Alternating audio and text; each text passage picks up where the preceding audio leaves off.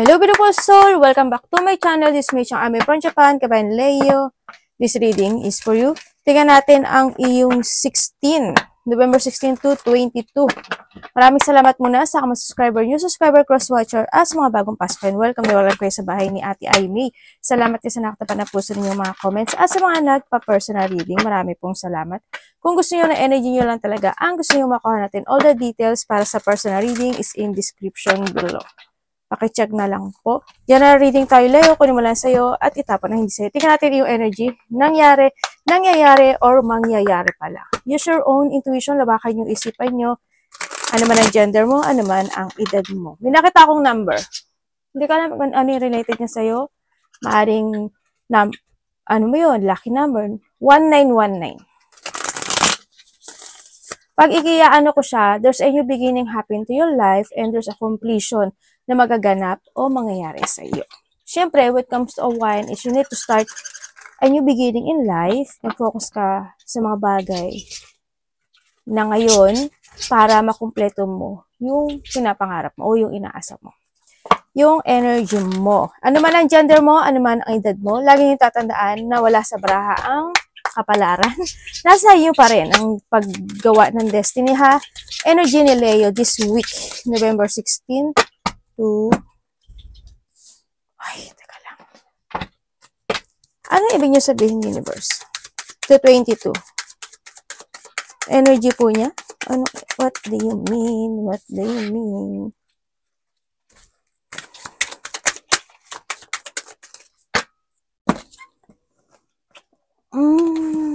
Okay.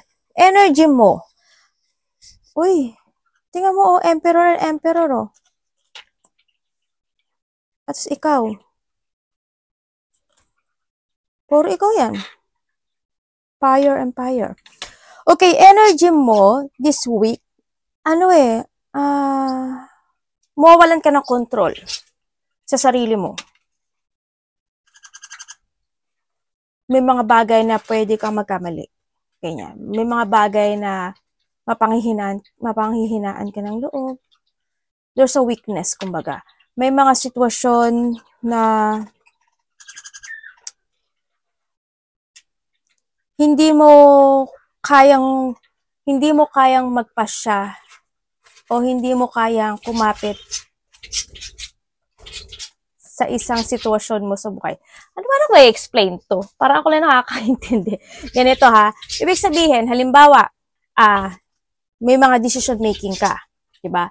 Hindi ka makaka-focus when it comes to your decision sa mga pagpasya mo. Halimbawa, magpipigil ka na hindi gumastos ng pera, o kaya magpipigil ka na gusto mo na mag-ipon ng pera, o magpipigil ka na hindi ka umorder ng mga bagay na hindi naman kailangan, or kailangan man siya, pero yung mga pangako when it comes to yourself, ganyan.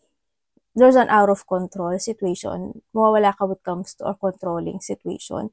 Sana hindi kayo magkasakit or makaramdam ng weakness.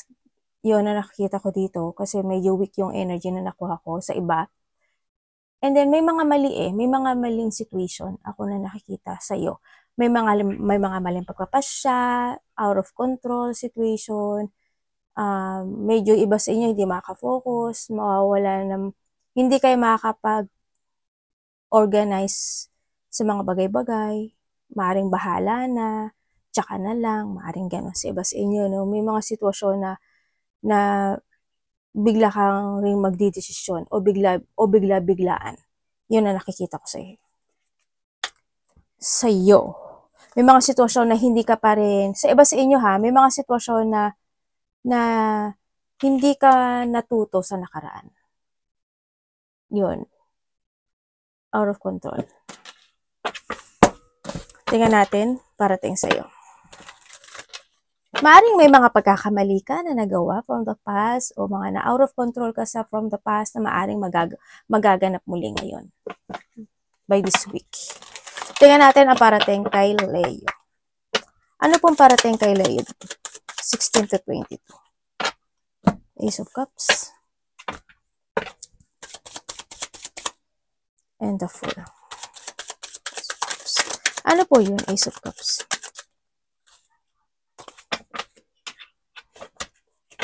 Anong ibig po sabihin?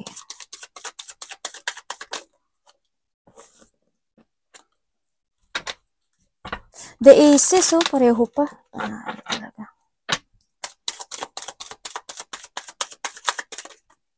Parating po.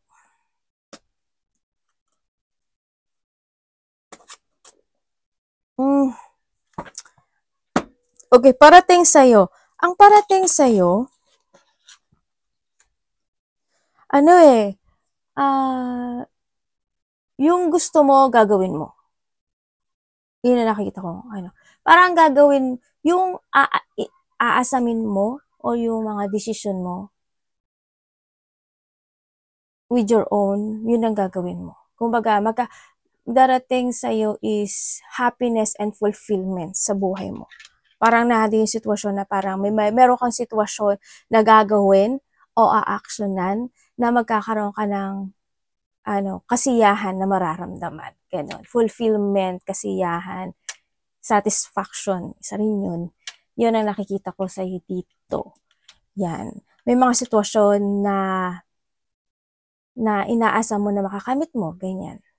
Or sa iba naman sa inyo, there's a good news. Sa iba naman sa inyo is satisfaction kasi ito. Sa iba, there's a reward situation. Ako nakikita dito. Either ikaw ang bibigay ng reward with someone or you will receive a reward. Pwedeng gano'n, no? Kasi nandito rin si 6, tsaka nandito rin si Pages. Yun ang nakikita ko sa'yo dito. And also, sa iba, satisfy ka in what you have.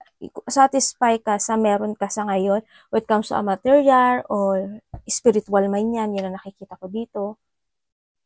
And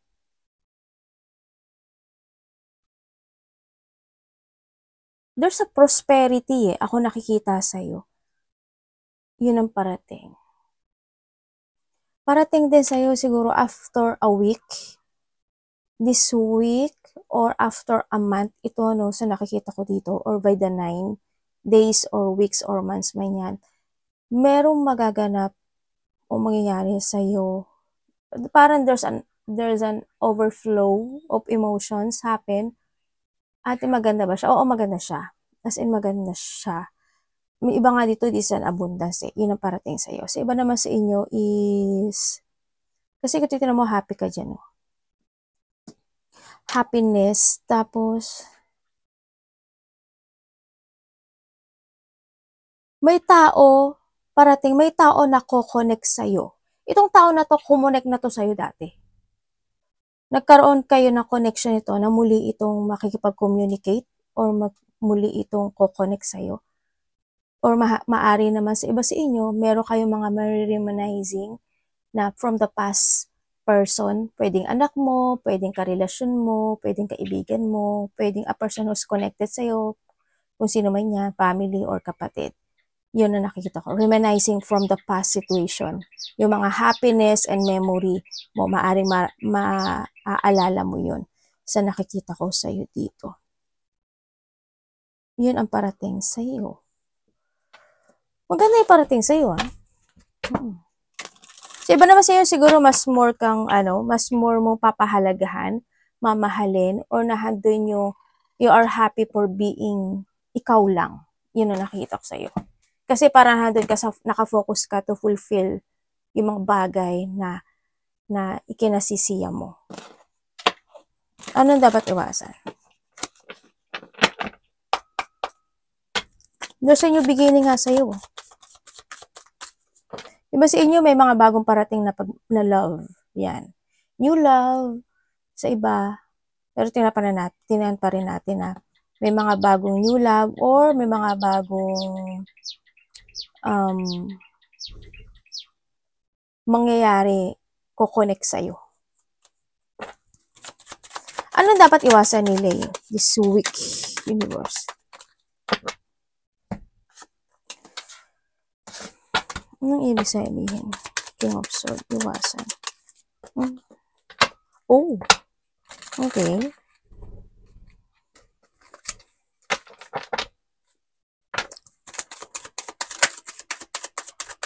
Dapat iwasan?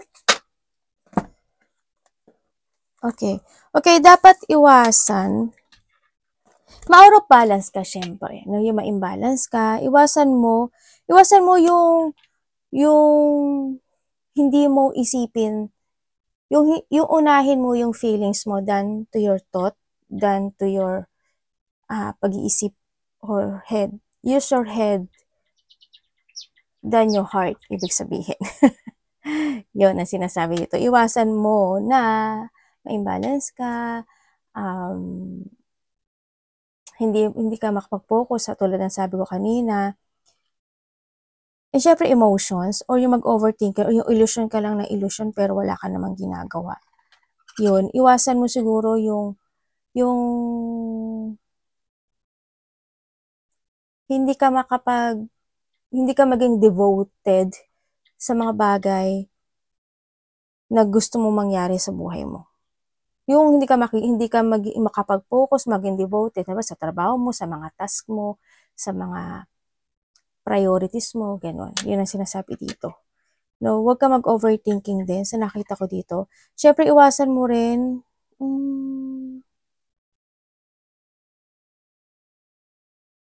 yung madiktahan ka ng ibang tao. Kung madidiktahan ka ng ibang tao, in a good way, it's very good yun. Diba? Very good yun. Yung pinaka-good naman. No, sa nakita ko dito. Kasi ito si 2. Yung mamanipulate ka ng sitwasyon mo o ng emotions mo. Yung mga tao na napaka-very agresibo sa'yo, ganyan. Yung mga taong sinungaling, umiwas ka na lang. Yung mga tao mapagpanggap, umiwas ka na lang din, no? Sa nakikita ko dito. Yung mga taong manggagamit o gagamitin ka lang. Naku po, may something pa. May something pa. Talagang anak ko, kaya palang init. Yan, yung mga taong manggagamit, no? Yan, iwas ka na lang sa kanila.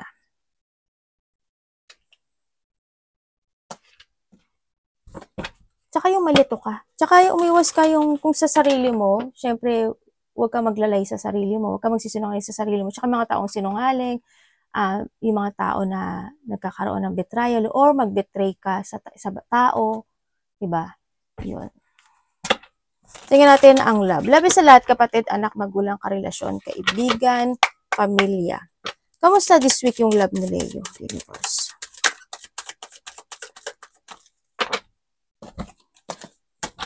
Okay.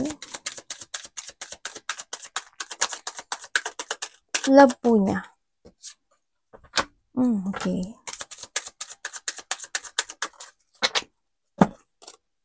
Devil! Patay tayo dyan. Okay, when it comes sa love, kung kayo sa kahiwalay nitong tao na ito, vice versa tayo, no, pointed name, wala pangalan mo dito, no? Kung kayo sa kahiwalay nitong tao na ito, sa nakikita ko kasi dito sa sitwasyon, marami na rin nagbago, no? Ang nakita ko dito. Oo, in the past, sobrang nagkaroon ng toxicity in this relationship, naging makasarili at sa mga isa, nagkaroon ng, kasi alam mo, ang isa kasi sa inyo is, naging iba yung layunin niya when it comes in this relationship, ano?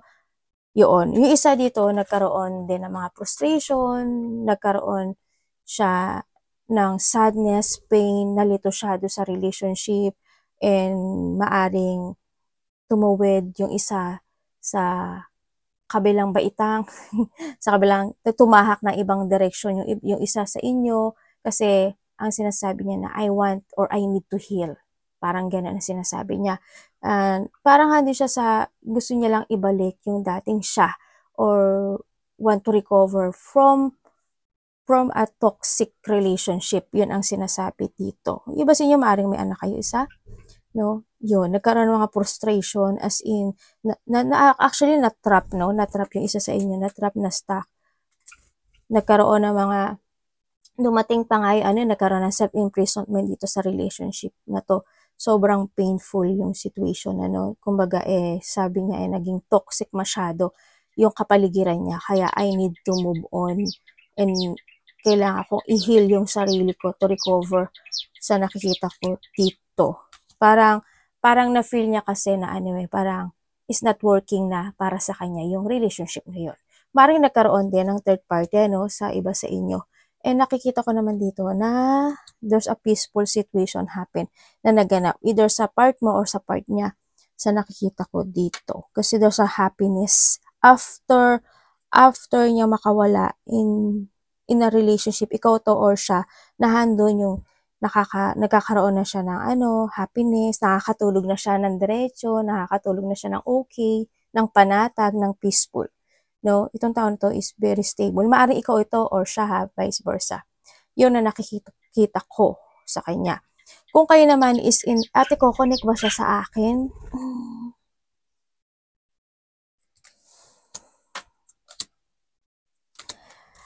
Ko-connect ba siya sa'yo? Medyo mahirap to, no? Kasi sa nakikita ko dito, they keep moving to reach yung goal niya this time. Sa nakikita ko sa kanya dito, may mga exciting situation happen na nararamdaman siya this time. Sa nakita ko, sa tingin ko dito, nagkaroon siya ng acceptance eh. Nagkaroon na rin siya ng acceptance. Ikaw ito or siya, when it comes to release yung sarili niya in this relationship. Isa sa inyo, ganun ang naramdaman niya. There's a new horizon happen in life. Oo, naiisip ka naman niya eh. Naiisip ka niya. Nagkakaroon pa rin na pag-iisip o iniisip. Ganun. Pero ang sinasabi kasi dito, maring nagkaroon ng pagbablocking. Binlock mo siya o binlock ka niya or handin yung sitwasyon na hindi na rin kayo gaanong nag-uusap, no? Sa nakikita ko dito. Kasi handun na rin yung pag-iwas. Nagkakaroon ng pag-iwas. Yun. Or nagiging quiet lang talaga, no? Sa nakikita ko dito. Pero nakikita ko sa kanya, iba kasi yung pinofokusan niya ngayon eh. Focus siya to growth, kumbaga. Focus siya sa bagong mundo na tinatahak nitong tao na to. Ikaw to or siya.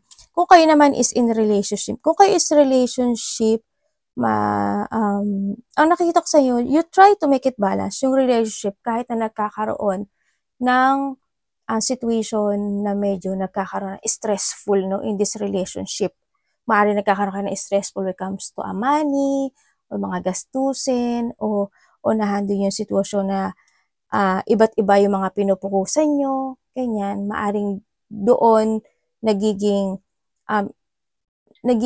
trap yung relationship. Pero kung titingnan ko dito, nagkakaroon na naman ng healing situation. Nagkakaroon din naman kahit pa paano ng happiness or ng yung recovery situation. Yun nga lang, siguro, may mga time na, kasi hindi yung happiness nyo eh. Yung enjoying your life, and then yung being, yung situation na lovers and friend ang lumalabas sa akin dito, no? Yun. You feel peace naman din. Yung siguro, may mga point lang talaga na hindi sinasabi yung bawat isa, no, in these relationships. Siguro, handin yung either there's a hiding situation, kung may third party dito, maaring yung iba doon, there's a third party. Sa iba dito, siguro may mga pagsisinungaling, wala man third party, pero minsan, may pagkikimkim or hiding feelings o yung may mga bagay na hindi sinasabi when it comes to a relationship. Yun ang nakikita ko sa iba sa inyo. Kung ito third party, yun nga lang, malungkot nga lang, no?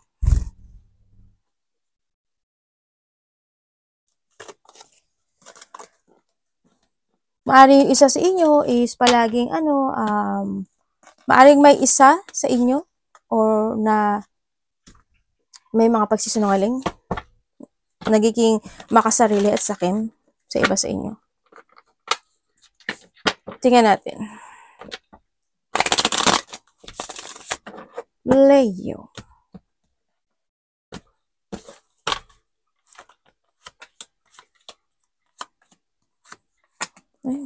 Ay ko, parang mayroon akong parang may basa. Ano ba tong anak ko? May basa. Leo. Oy, King of Pentacles.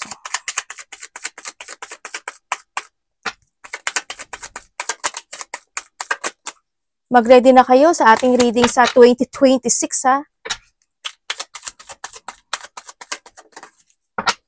Kasi minsan kasi pagka mahaba, baka kayo, akit siya eh. Ay, parang ma-bored. Alam niyo yun? Kaya minsan gusto ko maiksi lang. Kahit gusto ko ibigay sa inyo yung full of details. Kaso baka mamaya hindi nyo rin naman panoorin. Sayang lang yung laway ko, di ba? Nagsabay ganun eh. Sabay, arte mo ate ah. Uy, up energy mo. Leia. May mga new project ka ha. Okay. Ay, may something nga sa kamay ko. Ate. Ano ba? Saan ba galing yun? Okay. Uy, this is your energy, ha? Alam mo, Leo, ang nakikita ko sa'yo dito is magiging more on magnetic ka this time. Magiging magnetic ka, ando yung situation na magiging, there's an stable situation kasi, yeah, may mga new project, may mga creativity, there's a positivity happen. Ang nakikita ko rin sa'yo dito, may mga, ang ganda. May trouble ka? Thinking about. Okay. Ang nakikita ko sa iyo dito, yes, you become a magnetic, no? Sa nakikita ko sa iyo dito. Handun na rin yung mas more ka magko-control sa sarili mo to take care yourself, to take care din sa iba sa inyo maaring pagdating to sa pera, sa pag-iipon, sa business, sa trabaho. Nandun ka sa point na yun, no? Sa nakikita ko, mas more ka magpo-focus sa iba sa inyo, may mga bagay ka na napofokusan, nandun na rin yung inner strengths mo, yung lakas ng loob, katapangan, katibayan, tibay at katatagan ng loob mo to focus sa sarili, to focus to your wealth, prosperity. Yun na nakikita ko. May mga new project ako nakikita sa iyo, may mga bagay ako na nakikita sa iyo na magkakaroon ka na design ng clarity kung ano yung mga bagay na itatama mo, aaksyonan mo, ganyan. Sa nakikita ko sa iyo dito. And then also, may nakikita rin ako na there's a collaboration na magaganap o mangyari. Ibig sabihin, may mga tao or may tao na maaring may makikilala kang mga bago or may mga babalik na mga luma din sa nakikita ko dito na connection. No, someone want to share or maaring ikaw, you want to share your goals, your blessings sa pagdating sa family mo or vice versa, ganyan. Someone want to share a goal. May mga partnership din is coming sa nakikita ko dito. May union no? May union ako na nakikita sa iyo. Maaaring magkakaroon ng union ng pamilya, ng relationship o ng mga mahal sa buhay sa nakikita ko dito. May mga may mga completion. Ibig sabihin, may nakikita kong may darating sa'yo na minamanifest mo There's a manifestation ako dito na nakikita na or desire na marireceive mo daw. Ibig sabihin, there's a reward or wish come true na makakamit. Magkakaroon din ng pagkakaisa banda yung tao.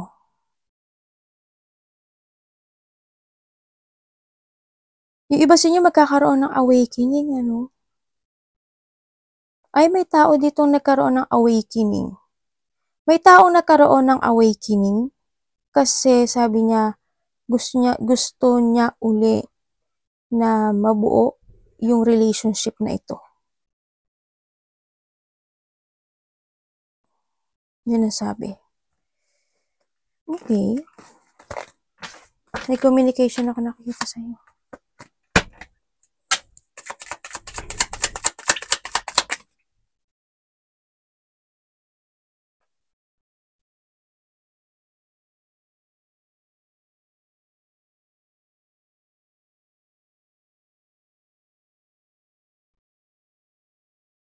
May tao dito lalaki hihingi sa'yo ng suporta.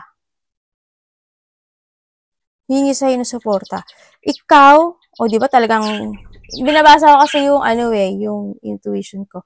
May lalaki na hihingi sa'yo ng suporta or ikaw ang magbibigay ng suporta.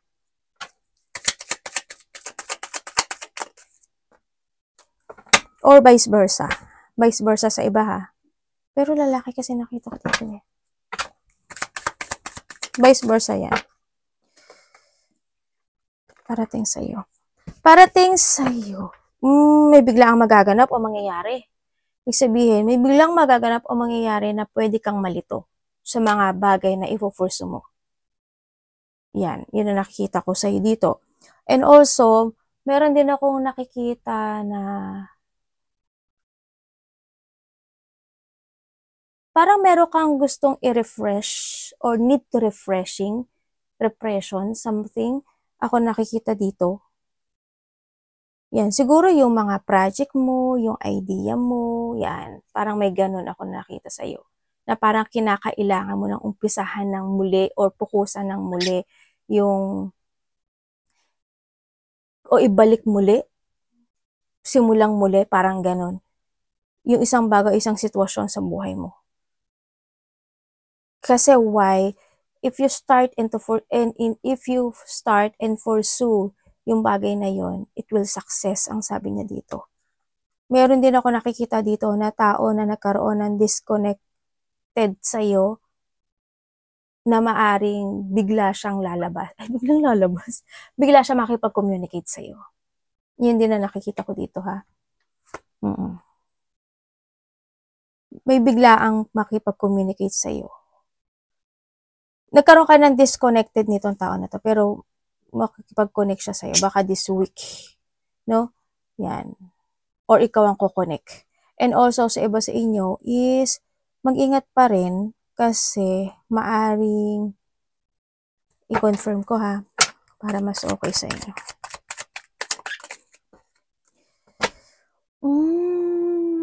Okay. Okay. Sabi dito, mag-trust ka daw sa intuition mo.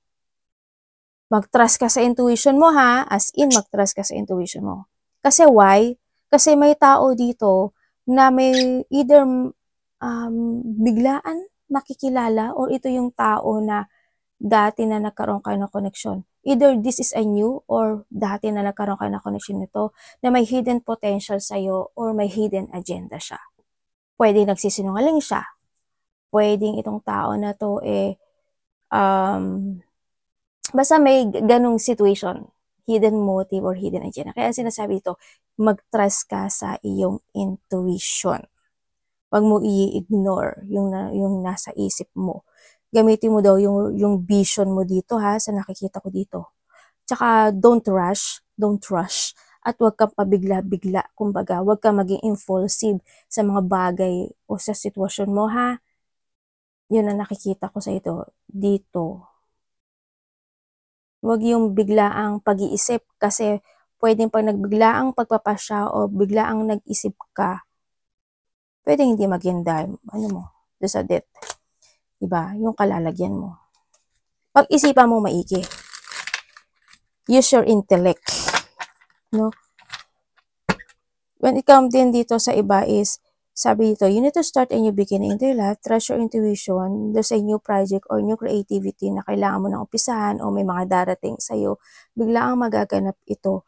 May mga biglaan ding pagbabagong magaganap o mangyayari sa buhay mo. After a month, a week, a month, or by the next year.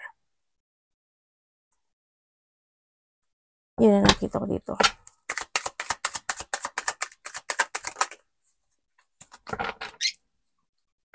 Iba nga dito, may malalaman kang katotohanan.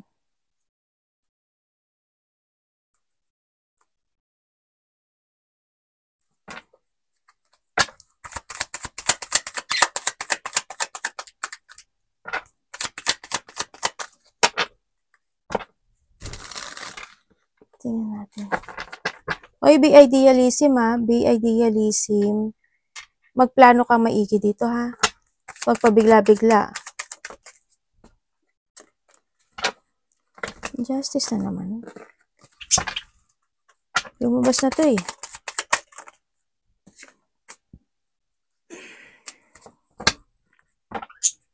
Okay. Mag-save ka raw ng money.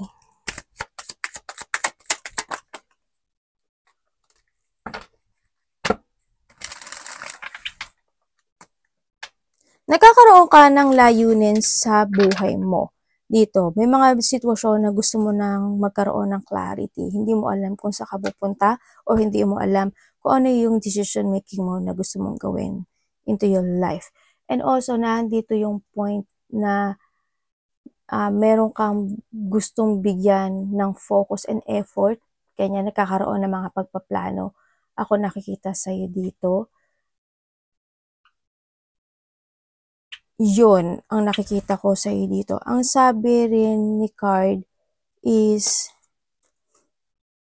merong kang makakausap or may taong ko-connect sa'yo, either dalawa, tatlo. Ako na nakikita dito na maaring itong mga taong ito o itong tao na ito is may pinagdadaanan na painful situation. Or maybe ikaw ang makikipag-usap dun sa tao na yun kasi meron kang painful na sitwasyon na pinagdadaanan, pwedeng ganon. Yun, may apology akong nakikita dito.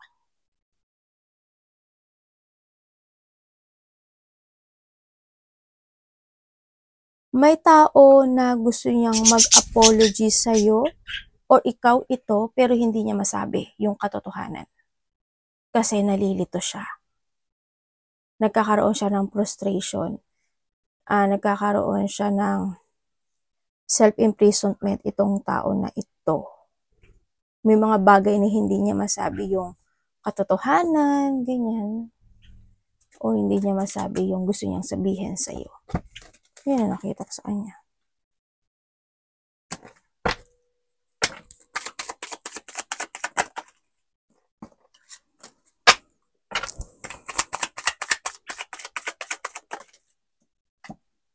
Oh.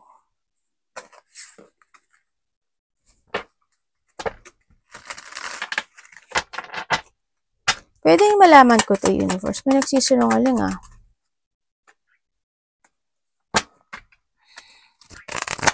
Anong ano nito, universe? Oh, galalaya. Sabi ko na nga.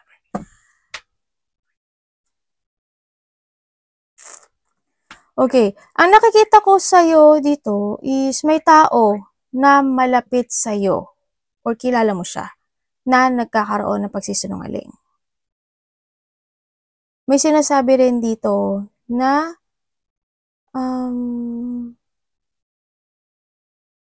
may nagmamatsyag sa'yo or ikaw ang nagmamatsyag. May tao na nagmamatsyag sa'yo or ikaw ang nagmamatsyag, ha? Yun ang nakikita ko dito. May sinungaling. May liar, dishonest, manipulative, betray to, yan. May cheating, no? Ako nakikita. So mag-ingat ka na lang din.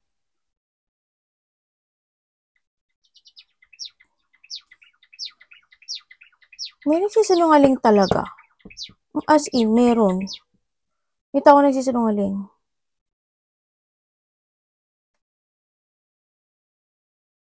May pangliling lang nga actually. May tao na lilinglangin ka o mangliling lang o maliling lang ka. Kaya sabi ko sa'yo, palagi ka magtrust sa intuition mo. May pangliling lang. Ang sinasabi rin dito ay maring makaka-receive ka ng gift or may hihingi sa'yo ng tulong. Maraming klase ang ibig sabihin ng tulong, Yan. Either pera, either something, ganyan. Or makaka-receive ka ng gift.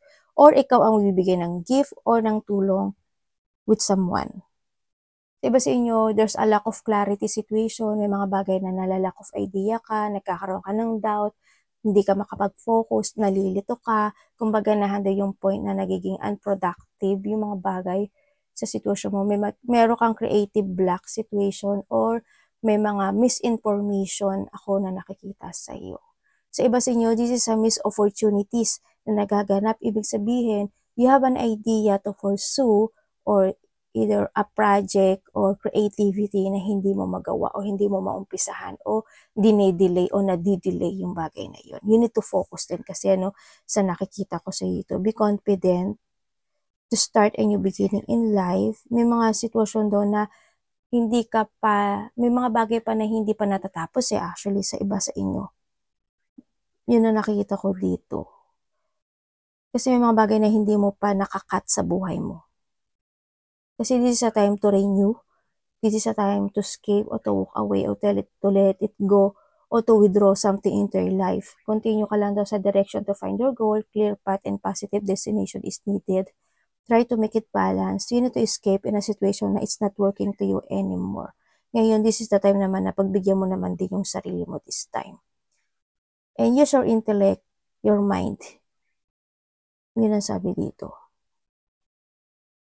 Iba kasi parang may mga bagay pa kayo na parang tinitimbang, nabibingkot ka in the middle sa iba o kaya handun ka sa point na may mga bagay na hindi ka pa rin makapag-desisyon o hindi ka makapag-focus. Kasi isa lang yan eh. Either you create a new or you destroy yourself. At yung sama mo naman. Hindi naman, kumbaga you destroy your kasi nagiging weak ka, di ba? Sa mga bagay-bagay. Yun lang yan. Create or destroy lang. Ang niyan, kalalabasan. Lahat naman kayo, hindi lang Leo. Arigatou namaste, God bless.